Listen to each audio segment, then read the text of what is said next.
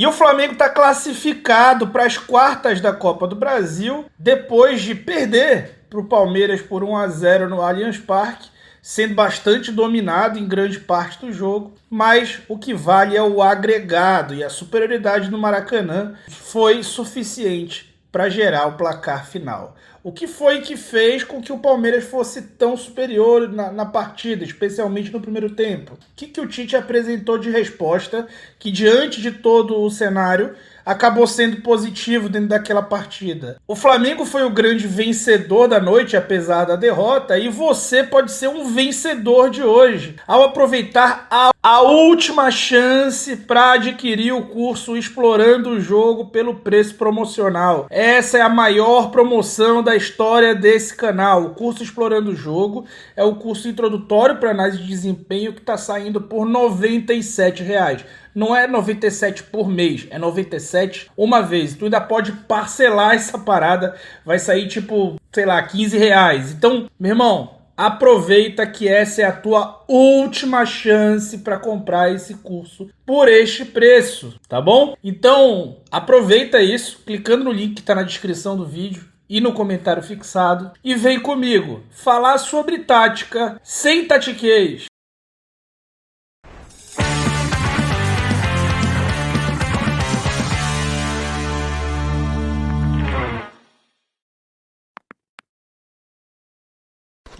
No jogo de ida, o Palmeiras foi com essa formação aí. E no jogo de ida, ele apresentou em organização ofensiva também uma lógica ali de 3 zagueiros, fazendo ali um 3-4-3 fechado, digamos assim. Fato é que nessa partida de volta teve mais mudança, e bastante mudança. O Palmeiras entrou com 3 zagueiros de ofício, com o Mike e o Caio Paulista, que são laterais realmente alas, né, para poder defender e atacar, e com um volante só, com o Aníbal Moreno, tendo à frente dele 2 médios, digamos assim, 2 jogadores que jogaram mais fora do que dentro do bloco, Rafael Veiga e Felipe Anderson. Mas a grande mudança foi ter uma dupla de ataque. De todas as mudanças que o Palmeiras teve, aquela mudança realmente efetiva foi ter uma dupla de ataque. E isso gerou domínio para o Palmeiras, e a gente vai explicar como já já. Domínio esse que o Palmeiras costuma ter dentro de casa, como eu mostrei para vocês antes do jogo. O Palmeiras é um time realmente diferente dentro de casa e faz opção por ser um time defensivo fora e opção por ser um time muito ofensivo dentro, um time que finaliza muito mais,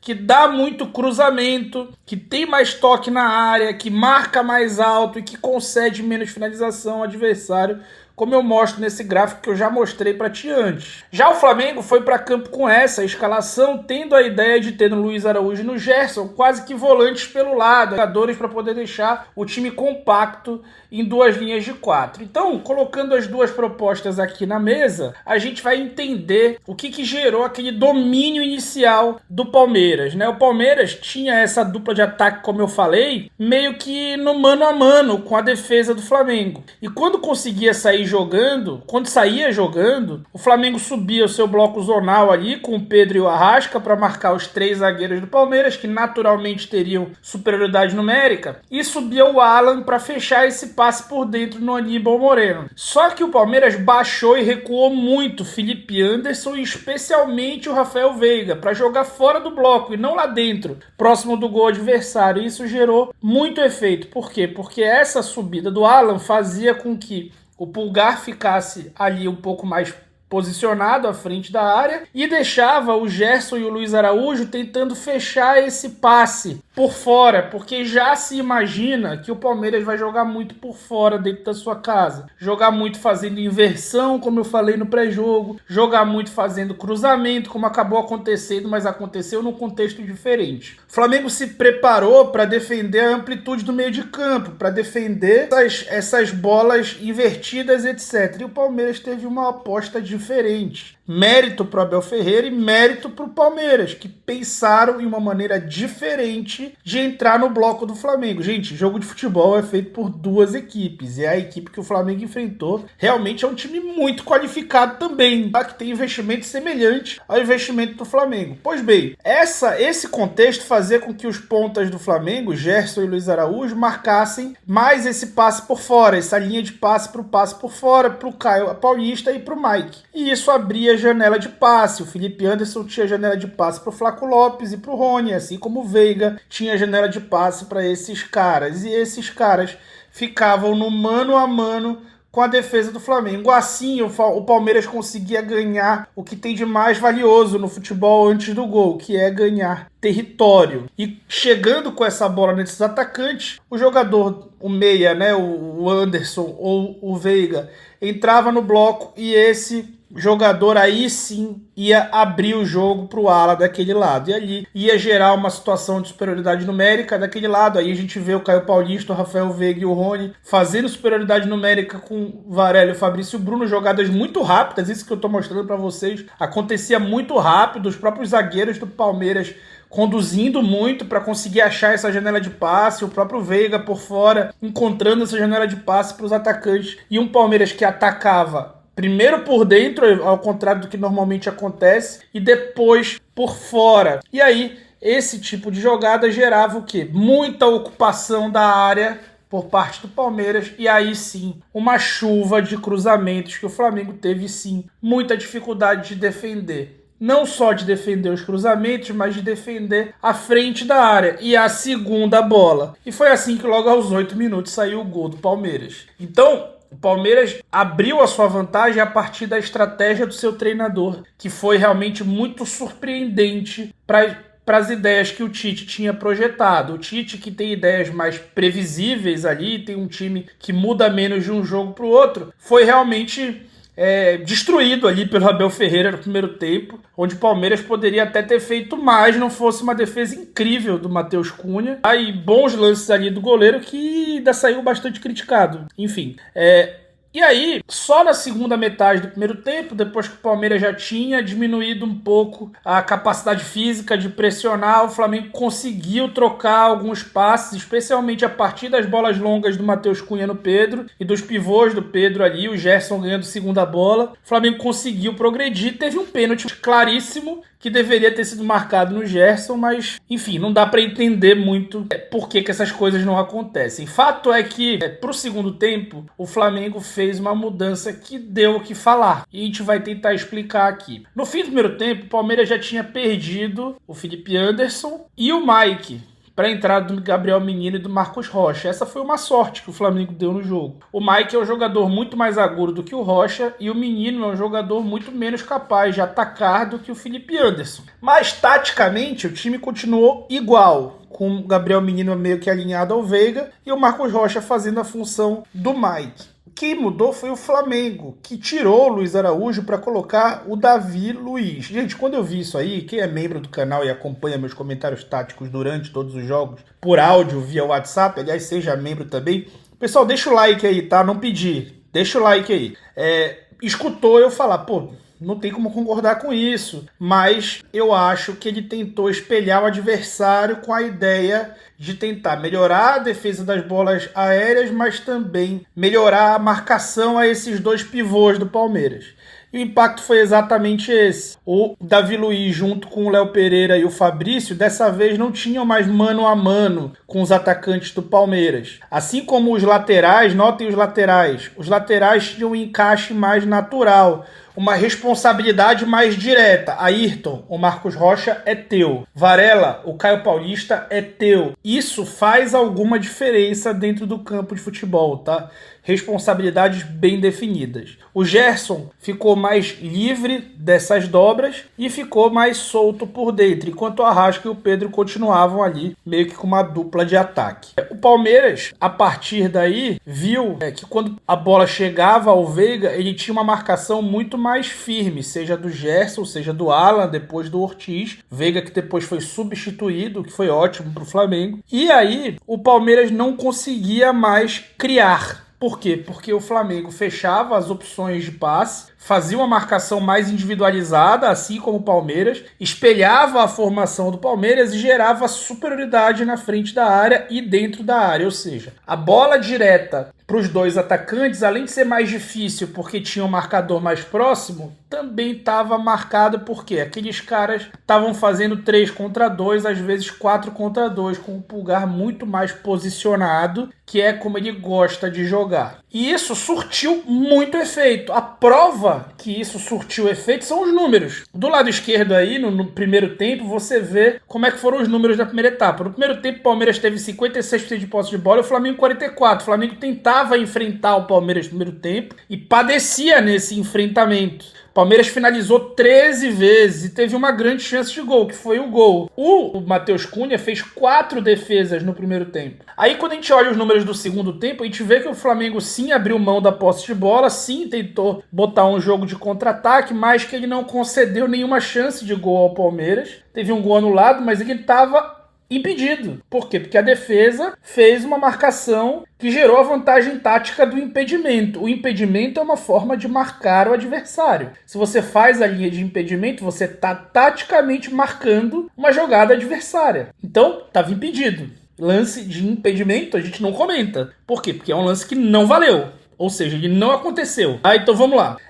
O Palmeiras não teve nenhuma chance de gol. Deu 7 finalizações, um pouco mais do que a metade das finalizações do primeiro tempo, mesmo com muito mais tempo de jogo, 8 minutos de acréscimo, etc. E o Matheus Cunha, que tinha feito 4 defesas no primeiro tempo, uma defesaça espetacular do chute do Mike, e 4 defesas no primeiro tempo, fez só uma no segundo tempo, que foi logo na hora do abafa, naquele finalzão de jogo, até uma boa defesa de finalização de longe. E quando a gente olha os cruzamentos, o Palmeiras tinha conseguido acertar 8 cruzamentos de 23 tentativas no primeiro tempo. No segundo, ele só acertou 4 de 26. Por quê? Porque o Flamengo passou a defender melhor a sua bola aérea. E passou a defender melhor o cruzamento, prejudicando a qualidade desse cruzamento. O Palmeiras fez mais bolas longas e teve aproveitamento pior disso também. Ou seja, surtiu efeito. Simples assim. Você pode achar que o Tite fez uma má jornada. Eu até acho que o time todo fez uma má jornada. Afinal de contas, o Flamengo teve dificuldade de trocar passes. Às vezes, no primeiro tempo, especialmente, parecia que se o Flamengo conseguisse conectar 2 passes, ia sair na cara do gol. Só que os passes saíam muito ruins, sempre um pouco na frente, o time perdendo dividida, enfim. Não gostei da atuação de quase ninguém, especialmente do Ayrton Lucas, que acho que foi um capítulo à parte nesse jogo. Mas, taticamente, no primeiro tempo o time tentou enfrentar e não conseguiu. E no segundo tempo, o Tite fez algo que ele não está acostumado a fazer, que é mudar a estrutura do seu time durante o jogo para se adaptar a um adversário, e essa mudança deu muito certo. Muito certo.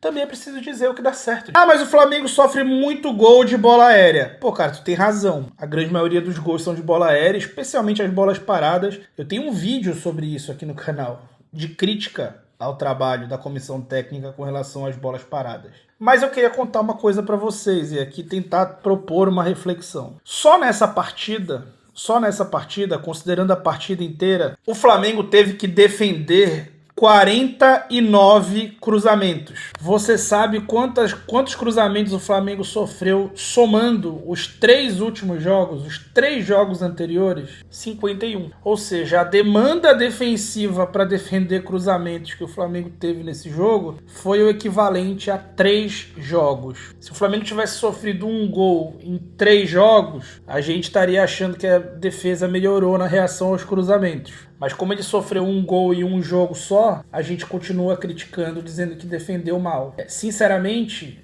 eu não acho que o time defendeu mal os cruzamentos. O que aconteceu foi que no primeiro tempo ele deixou cruzar muito livre, né? Ele deixou muita liberdade para aqueles cruzamentos. Uma crítica que eu fiz durante o jogo é que o time não teve maturidade para naquele início de jogo esfriar o ímpeto do Palmeiras. Faltou o Matheus Cunha cair e ter uma lesão ali, né? Para tentar segurar um pouco o adversário. Faltou o time, na hora que recuperava a bola depois dos cruzamentos, ter a maturidade de levar a bola para um cantinho e sofrer uma falta. Faltou inteligência emocional, o que assusta a gente, porque esse time vai ser muito provado, testado e provado ainda nessa temporada. Mas a gente não pode esquecer que estamos numa fase de oitavas de final. ainda de Copa do Brasil, início de primeiro turno no Brasileiro e oitavas de final de Libertadores. O caráter desse time ainda está sendo formado. Eu tenho conversado muito com vocês sobre esse time já ser confiável dentro do Maracanã e sobre justamente ele não ser confiável fora de casa. Conquistar uma classificação dessa diante do maior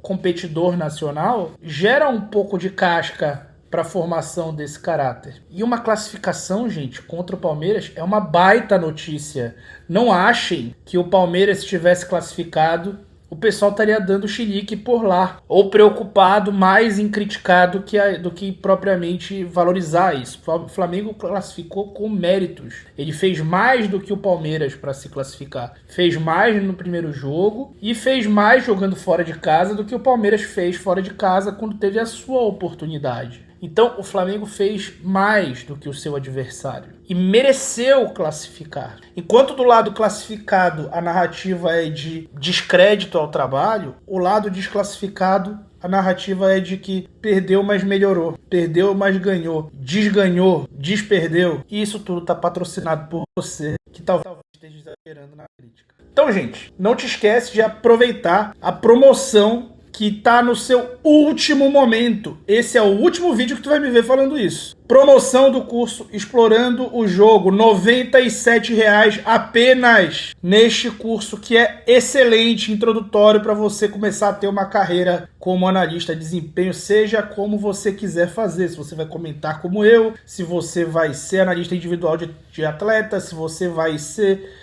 analista de clube, se você vai ser treinador um dia, quem sabe.